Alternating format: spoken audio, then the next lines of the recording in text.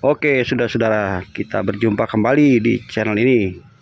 Salam otomotif buat teman-teman semuanya. Semoga sehat dan dimudahkan segala rezekinya. Amin. Ini video saya buat khusus buat Bapak Ibu yang punya mobil ya, yang mungkin masih awam. Jadi video ini akan sedikit memberikan penjelasan bagaimana cara kita mengecek kondisi mesin mobil saat pagi hari. Jadi mobilnya itu belum kita hidupkan, belum kita starter, kita bisa melakukan pengecekan. Nah, di sini saya akan berikan contoh. Ini ada mobil Avanza ya, Avanza 1500 cc ini ya. Oke, jadi untuk pengecekan mobil saat pagi hari yang wajib dicek ya, secara umum, pertama kita bisa mengecek bagian radiator. Nah, radiator ini adanya tuh posisinya di sini. Ini kalau kita buka kap mesin ya, mobil saudara mungkin tidak sama seperti ini ya, mungkin mobilnya lain, tapi yang ada tutup ini pasti radiator ya. Ini bisa kita ngecek dengan dua cara. Cara yang pertama bisa kita cari tabung reservoir seperti ini. Ini kan ada tabung reservoir. Nah, di sini ada garis batas minimal sama maksimal. Nah, kalau misalnya airnya itu sudah ada di batas minimal, berarti sudah berkurang ya, perlu kita tambah. Tuh biasanya kalau udah pemakaian mobil lama tuh kadang suka agak berkurang tuh, masih dalam hal wajar ya, masih wajar. Tapi kalau dia ada di batas maksimal tuh nggak apa-apa ya. Nah, lalu cara kedua kita bisa ngecek langsung di sini ya. Ini kita buka. Ini perlu diingat ya, saat pagi hari mesin belum kita hidupkan atau dalam kondisi mesin dingin. Karena ini jangan pernah dibuka kalau lagi panas, tuh agak berisiko ya. Kita buka gini. Oke, kita bisa cek langsung di sini. Nah, kalau di sini misalnya airnya berkurang, boleh ditambahkan. Ya, bisa ditambah dari sini, bisa juga ditambah dari sini. Tabung reservoir. Lalu ini dibalik begini, nanti di sini tuh ada tutup radiator kan. Nah, periksa di sini nih bagian karet. Ya, kalau di sini sekiranya sudah nggak ada karetnya atau sudah rusak karetnya, tutup radiator ini baiknya diganti.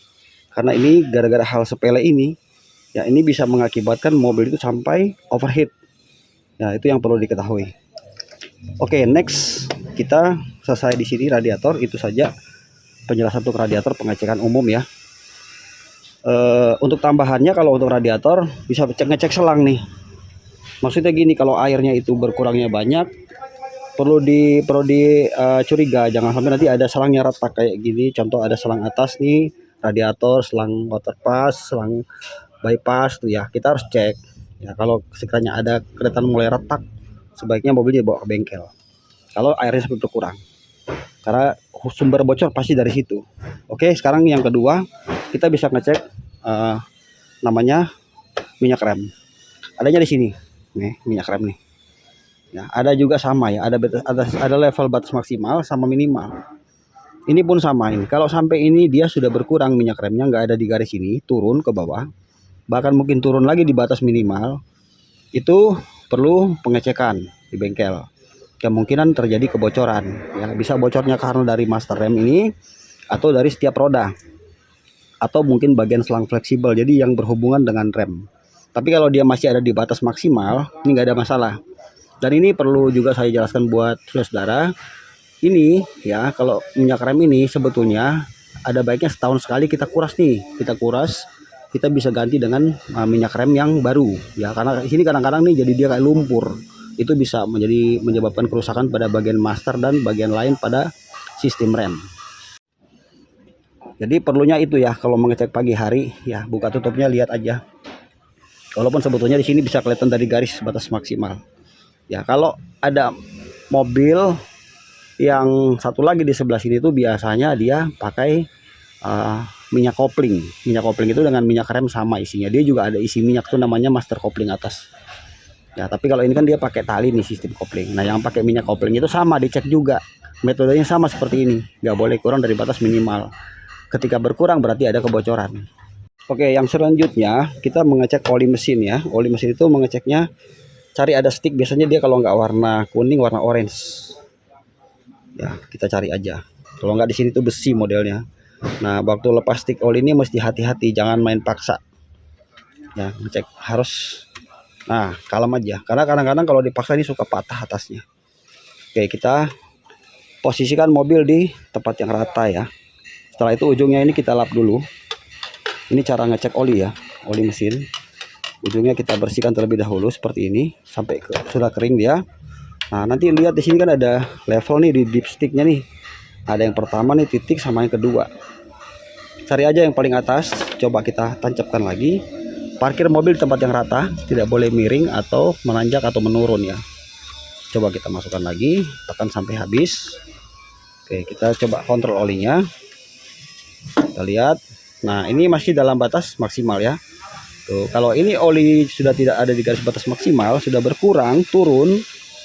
Nah, sampai ke sini atau apalagi ke bawah. Nah, itu perlu dicek ke bengkel. Bisa jadi ada kebocoran. Kebocoran macam-macam, bisa dari packing, seal, atau mobilnya sudah terjadi kerusakan pada internal. Sehingga oli masuk ruang bakar terbakar ya. Oke, itu untuk pengecekan oli. Ya, teman-teman juga bisa buka di sini. Buka tutup olinya. Buka tutup olinya seperti ini contohnya ya. Teman-teman bisa lihat. Nanti ini dibalik ini aja. Ini perlu diketahui, di balik sini tutup ini nggak boleh ada bekas kayak air. Kalau air itu sampai ada di sini berarti mesin mengalami kebocoran ya internalnya, bagian silinder head atau deksel. Di sini nggak boleh ada. Ya, jadi di sini harus betul-betul murni oli, tidak boleh ada air sedikit pun. Terus ngintip di sini di dalam kalau bisa diintip.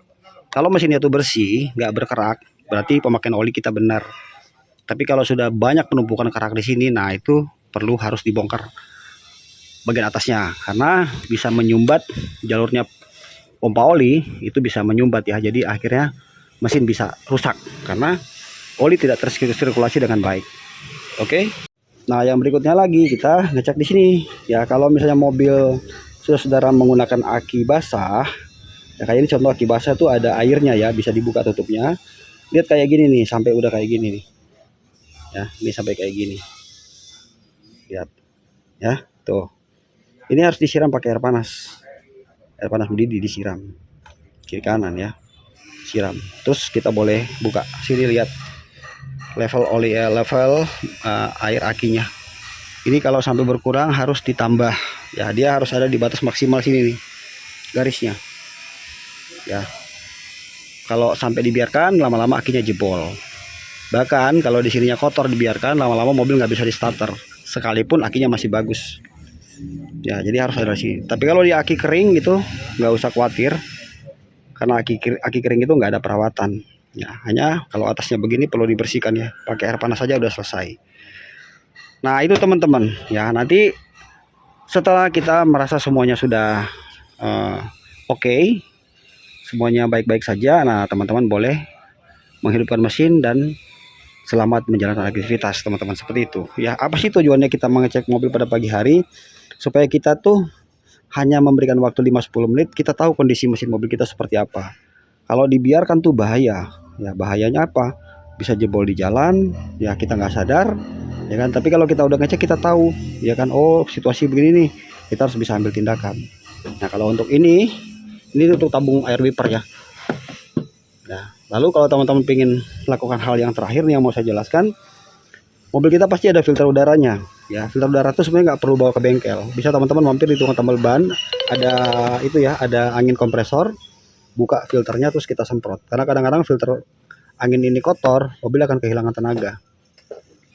Nah, jadi begitu sobat, sedikit berbagi saudara-saudara ya. Mudah-mudahan video ini bisa bermanfaat teman-teman. Kita berbagi saja, bukan mengajari.